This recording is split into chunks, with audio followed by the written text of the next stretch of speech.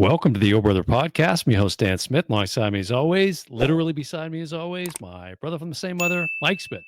It's been what, a year and a half since we've actually been in the same room doing a podcast. Yeah, I think it's been almost a couple of years. Yeah. Yeah, not last October. Well, I was supposed to be here in October, last October, but you got a tornado, so this is that trip.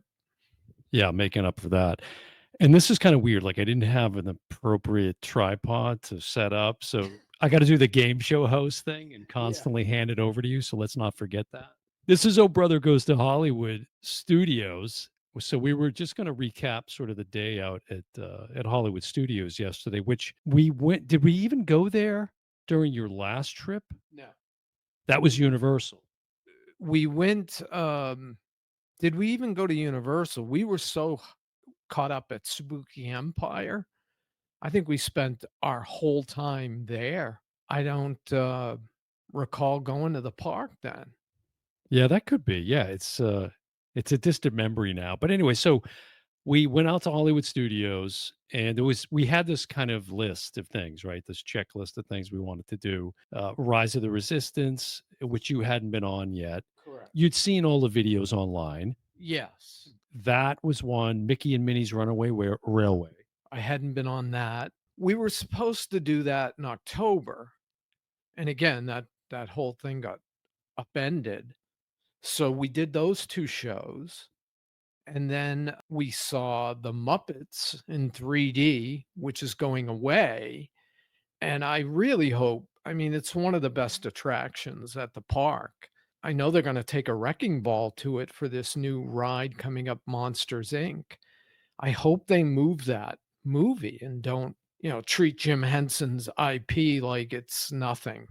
Well, is that, have you read that that's what they're putting an attraction, like a ride based attraction in that spot? Yeah. And it's based on the film Monsters Inc., or the two films, because there was a sequel. Some of the designs are starting to get out online. So you're starting to see it.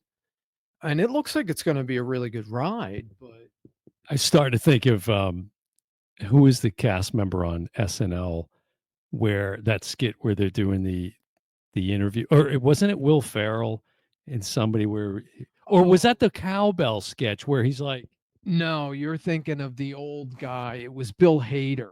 It's not Bill Hader. Who's the guy that did the HBO show? wasn't it Bill Hader that did It was Bill Hader, and he was like an old guy, and he pretended to die each time. Oh, he's passed away, and then he'd pop the mic in people's faces, literally. Yeah, and it is Bill Hader because you're thinking HBO Barry. That's what I'm thinking of. So that's Bill Hader. Yeah. Okay, so yeah, the whole Monsters University, that's going to kind of take over that spot in Hollywood Studios for those of you that are familiar with the park or kind of know where that is. It's just, well, it's that what's that, Grand Avenue, New York Avenue, that whole section over there. It used to be called New York Street. It used to, remember when they opened, this was going to be a working movie studio, which was a pile of garbage. I don't know if Eisner knew that from the start. They filmed a couple of things there, and then it just became a theme park. That's all it is. It's an amusement park. It was originally called Disney MGM Studios. Then the licensing ran out. At the time, Disney didn't have enough IP. So they needed MGM and all of their movies, Wizard of Oz, et cetera, et cetera. So when it came for renewal, they were like, we got enough of our own. Now we own Lucas, we own the Muppets, although the Muppets, they did one thing with it, which for people who are fans of the Muppets, there is going to be a Muppet Presence in Rock and Roller Coaster, which currently is Aerosmith, but they couldn't come to an agreement with them. Plus, let's face it, that was stale anyway. So they're doing a reskin. And Steven Tyler, had some major issues with his voice not that long ago, and they've basically ceased performing. So yeah, and there was this phony opening when you walk in, and Aerosmith is acting like they're talking to you, and like I said, it was stale. I mean, it's still there right now. Well, and one of the things that's relevant to the trip to Hollywood yesterday was, can they stop with the cast members feeling like they have to be part of those pre-shows? We don't need that. It was like in Rock and Roller Coaster, it was like, hey, Steven, how about some backstage passes? Right. We don't need that. We're good. We get it. It's when the characters are on screen and they're talking to the cast member talking to, because it's just all pre-recorded and the cast member just has to time it.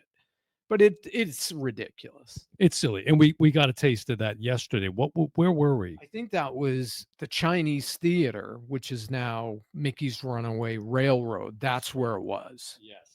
Yes, that's exactly where it was. So so we said we walked in there, thanks in part to we were fortunate enough to get into the park because we first were researching, the prices, and okay, we was trying to figure out tickets before you even got here, and neither of us wanted to take out a loan to go to the park for one day. So we were fortunate enough to be able to get into the park with some help. And and again, with your visits here, hottest day that we've had in I don't know how long. So it was boiling hot, and then so Mickey's Runaway Railway, we had Rise of the Resistance, the Muppets. Those were kind of the top three things, and then Fantasmic. We wanted to see to close because that's your favorite show and my I favorite hadn't show. seen the late, during the pandemic, they did no maintenance on the park, and literally Fantasmic was destroyed. It just rotted under its own filth. So we can thank Chapek for that. Because of his lack of doing maintenance, they had to redesign and rebuild it. And the show, it's the best show Disney has in any of their parks, period. Yeah, and this is another good example of one of the few out of that crew that I can think of lately, where they were able to not reskin something, but continue to utilize the same property, right? You're not really changing the show per se, but they're making it topical and current with the different IP characters that hadn't been in there. It's all the way up to Frozen, of course, Tiana, because now you've got Splash Mountain reskin to Tiana's Bayou Adventure and all that. They spray water and then they project images on the water. And this started with Epcot, which used to do illuminations, which I don't even know what they're doing at Epcot right now, other than collecting big time money. I'm there all day, Dan. I'm looking at these families, and I just hear a cash register going off in my head. No wonder why this is the most profitable section of Disney, because they make movies, they make terrible TV shows right now, although we're in very high anticipation of Andor 2. And finally, there's new attractions coming because Universal Studios, 20 minutes down the street, is about to open a brand new park the size of the Magic Kingdom, which Dan is going to be one of the first entrants. Yeah, at Epic Universe. Yeah, it's going to be epic, I think, too. And Yeah. we were talking earlier, it's going to be hard to get in much of it, no matter how early or late I go to the park. But just to get the opportunity to go within the first couple of weeks of opening is going to be pretty interesting. So we ironically we get in there and we decide to get in line for Mickey's Runaway Railway. It's about, what is it, 50 minutes, it said. Probably ended up being closer to 30, 35, somewhere in there. Yeah. And we're queuing outside. Not enough umbrellas, by the way, Disney, for like just make one big long outside kind of covered entrance or And as you walkway. were alluding to, it's been cool here.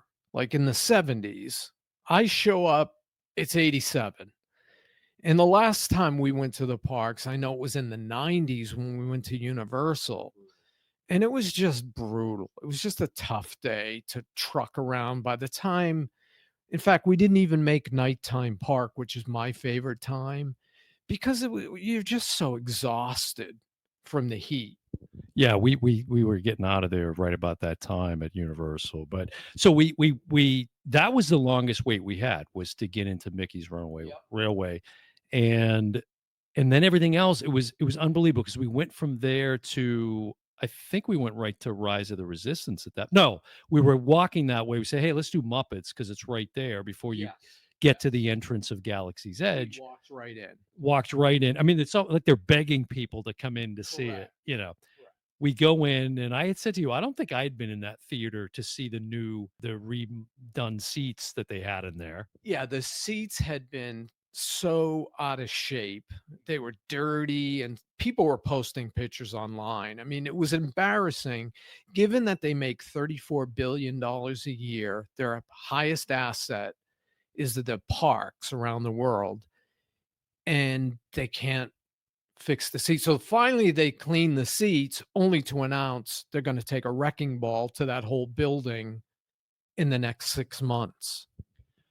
Yeah, but it was enjoyable. It's nostalgic. I loved Right. it makes me laugh. It's very funny, and it's a good take if you're there. It makes me sad that Jim Henson's work has kind of come to a standstill. Now, Sesame Street is currently for sale, and why Disney is not chomping at the bit to get that property to put, say, next to a rock and roller coaster, which is going to be Muppet themed. I don't get it. I just think they're cheap and they're trying like Bob Iger's theory with the movies. And I just saw Brave New World. It's horrible. It's not Marvel. It's not what we expect. And his answer is let's make fewer movies. No, the answer is let's make better movies. Yeah, I think they're still trying to recover from the Chapek failures. I mean, they clearly they're not centered on the fan experience. No. They're just not.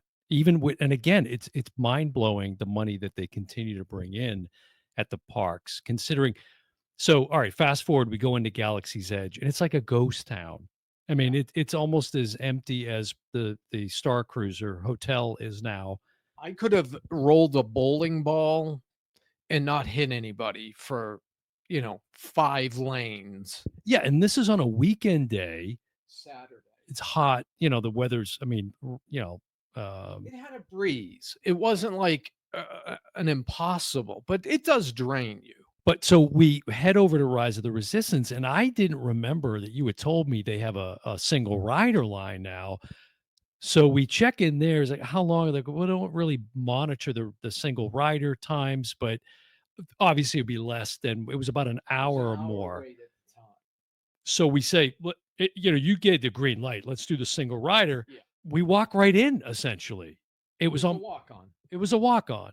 And you miss a little of the theatrical pre-show stuff, but it was totally worth it. They walked us right up to the point where you enter in and see all of the stormtroopers lined up in that big, huge room, which is really cool. Yeah, which people that know the ride know what we're talking about, and then you get in these new designed, what do they call them? Driverless car? The trackless, whatever, Trackless cars. like magnets and whatever. Which is the exact same dimensions, ironically, as we experienced in Mickey's Railroad, which I think is the exact, and you can tell me this, I think it's the same car that they use in Ratatouille in Epcot, which opened last year. Yeah, I think it's all the same technology, I think. I mean, it certainly feels like And that. I haven't told you this yet, but I felt jarred a couple times in those carts. Like on purpose, they do it, but it was a little more jarring than I was anticipating.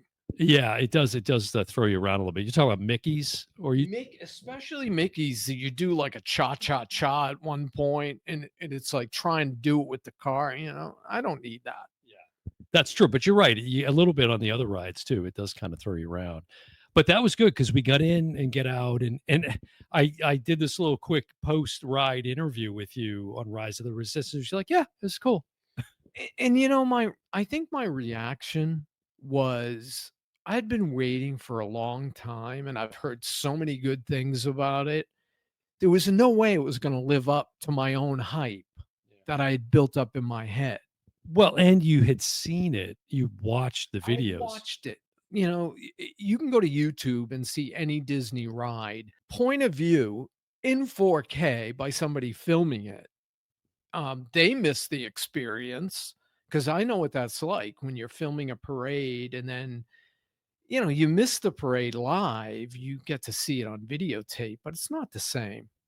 No, it's not the same. And frankly, the pre-show stuff that we skipped, that wouldn't have changed your No. mind much, I don't think. So we get out of that, and then I think it was really just kind of a long wait until Fantasmic. Yeah.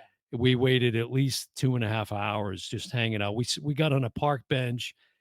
We were like two old guys in the park feeding the ducks, you know? Well, they wanted us to feed them, but we, you know, weren't gonna stick almonds down their gullet.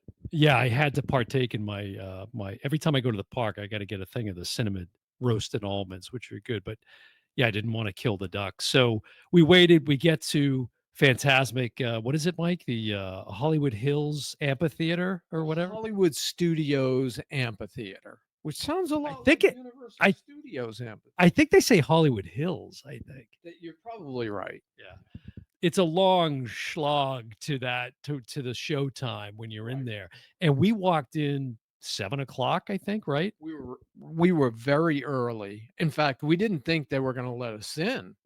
We thought we were too early. Shout out to Timothy Chalamet too. For those that don't know, he's picked up this side gig Side working hustle. side hustle working at the, Fantasmic show as a seater. He's a greeter and a seater, and if there's but a millimeter of space between you and the person beside you's ass, he's gonna make sure to close that gap, folks. My friend in the pink, could you move a little? Is there anybody sitting there? No, move a little closer. I mean, this kid, And God at love one him. point, he's yelling at me because there's this big space between me and this woman, but it was because like 4 people were sitting there. And I thought they went to get a drink, so I wasn't gonna slide over. So I'm looking at the guy, he's like, "Slide over, sir." And I'm like, "There's people sitting here." And he's looking at me like I'm a moron. It's an OCD nightmare, that hour and a half wait on Yeah. those benches, like your back is all wrecked, but 8:30 PM, the first of 2 shows, because they do it again at 10 PM. It's totally worth it, and as you said, I had seen this iteration of the show previously. It was like the last time I went out there, I saw this version, and it's fantastic. It's Fantasmic, folks. Yeah. It I mean, if I'm gonna give Disney credit for something, this is it. This is like the best thing they've produced in years. And the original was fantastic. And I saw it originally in California where they don't have seating. You just have to stand by the, I don't know what they call it, the river bank or whatever. It's where the tree house used to be and so forth. And it's a different show, but equally as impressive. And then they opened it at Disney Hollywood Studios, and I was down here like within a month. And that's the one experience from yesterday that they're missing everywhere else, right? Yeah. That's what I'm looking for. I want to feel that nostalgia. You see Mickey, and I feel like I'm 10 years old again with that show. And it's just a wonderful production, and all the performers and everything that it must take to do that show twice a night, every night. That's phenomenal. But everywhere else in the park, it feels very depressed, and Yeah. and I said to you, I was shocked at how thin the crowd was. This is like 2 days before spring break kicks in for a lot of people. Mhm. And the employees, I remember I worked there back in the '80s, so it's been a while.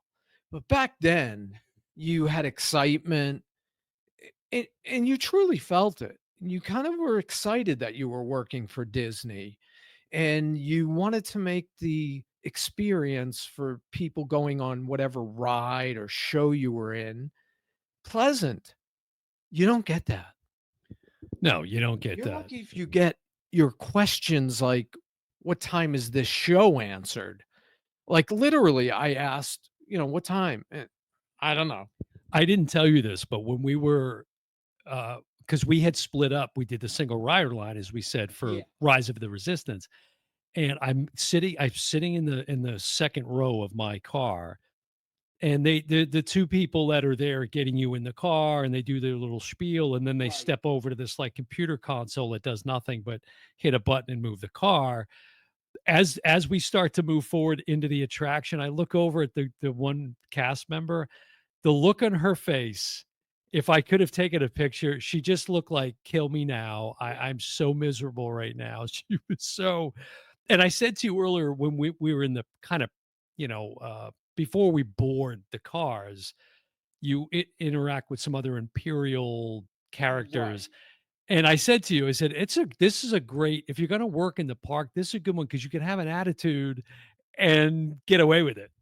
But and I don't know about yours, but the person I had was just reading the lines he was reading off a script. Yes, if you're part of the resistance, raise your hand. Okay, nobody's part of the resistance. Go to the left. Step Y to the right. I had a couple of, cast members that were riffing a little bit, I so didn't. they were a little better in my And side. we should point out we're sitting there an hour and a half, right, at Fantasmic waiting for the show. And there's got to be at least 20 cast members, right? Out of those 20, there's one girl dancing and rocking out to the music because they play music constantly. It's a lot of IP music like Elton John, Phil Collins. And she's getting into it and waving to the crowd. She was the only person, Dan, I saw with any energy. The rest were like, slide, slide, please slide closer. Yeah, she was, yeah, shout out to her. She was enjoying it. And then it does make you enjoy it too. And Yeah. I usually see one of them doing that during, the pre-show of Fantasmic, but there's so much more they could be doing instead of ladies and gentlemen and just 75,000 minutes. Like Right. something more to pass the times And because you get so antsy. I think I'm just dreaming this, but I used to believe they had like a little thing going on between the employees, like, we're going to yell Mickey, you yell Mouse, stupid stuff, but stuff to keep you engaged. What did they do, Dan? What was the only thing they did? Taking it all the way back to 1983, folks, with the wave. Wave. I mean, the wave. I'm sorry. I told you I refuse. And we were so embarrassed, and the whole section around us, we're just like, yeah, we're not going to partake. Thank you. You did more than me. You gave a couple of I fingers. think I did a finger, Yeah. but it looked stupid. It was like, this is 1982. It's very You goofy. can't do something. You can't amuse. I mean, a lot of these people that go to work for Disney or used to, and in the time I went, were like wannabe actors, kind of like me. Well, yeah. I mean, you could have some characters Yeah. or something like that. They're doing a bit, do a pratfall, and you realize, oh my god, you think it's real. Right. But what about even what they do with the sports games? A lot of times when they're projecting those, like the shell game, and you got to Right. guess where the hidden Right. stuff like that would be The, the, fine. the kiss cam, something. I mean, that I Look would, to your left, folks. yeah. And in fact, if I had to look to you, I would have been, I'm sorry. Yeah, you would have gladly planted one on grandma beside you. Yeah. So, all right, I think there's kind of just a recap of the day. Again, it was cool to be out there, get to see the things we wanted to see, Yeah. but the overall vibe is still just very like. And again, you mentioned earlier the cast members and just very kind of. Now, that's not to say there aren't cast members there that are doing a Right. fantastic job. They're very engaged. They're trying to bring the magic, but so much of the overall vibe is just very flat. I think of how much energy I did this 12-page spiel I had to do, and the amount of energy it took every day. Me and my roommate lost our voice doing the ride because we were so up for it. And we got paid $5 an hour back in 1986.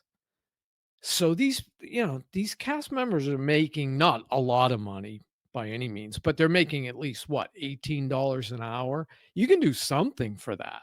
I'm not sure if they're making that, quite I thought honestly. that's where it was. No, I I don't think could be so. wrong. Yeah, I have to ask Disney. What's her name? The one that's advocating the was it the granddaughter or whatever?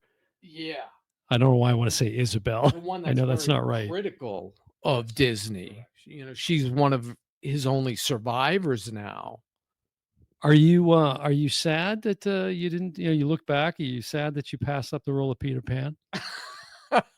I told Dan that story. We were originally, me and my friend were going to be characters. And yeah, I'm not going to tell the story why we didn't, but we wound up going into what's called operations versus entertainment. And he was going to be Goofy and I was going to be Peter Pan. And, the loincloth was just a tad small there, Dan. I'm not saying anything, but, And we'll leave it there, folks. yeah. I think are we gonna go do the start the Andor season 1 rewatch? Yeah, I'm excited for that, and I'm excited for season 2 is less than a month out, and I think we're finally gonna get something worthwhile from Disney on their Lucas property, thankfully because of Tony Gilroy. He's done. And it's great, but it's also sad because he's not gonna be working for Disney anymore. He's made that very clear. I think there's a little bit of fed upness I hear in his voice, not in the interviews. He's very excited about season 2.